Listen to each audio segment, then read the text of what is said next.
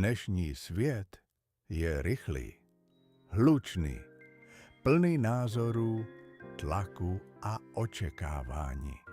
A přesto, čím víc informací máme, tím méně máme klidu. Bushido nevzniklo jako značka. Vzniklo jako odpověď, opora nebo jen jako tichá motivace jít dál.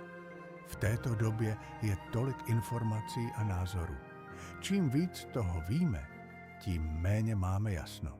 Jsme neustále připojeni, ale čím dál víc odpojeni sami od sebe. Reagujeme rychle, ale přemýšlíme málo a někde mezi výkonem a tlakem se ztrácí náš vlastní směr. Bushido je digitální prostor, který vznikl jako protiváha hluku dnešní doby.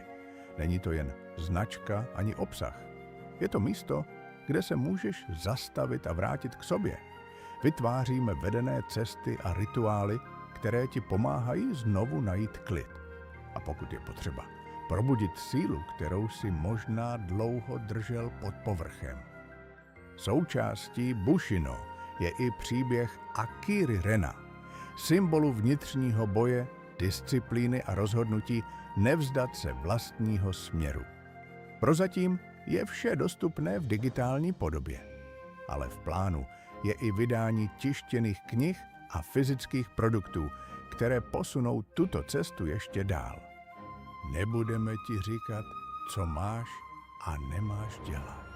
Můžeme ti ale ukázat směr a ten si musíš vybrat sám.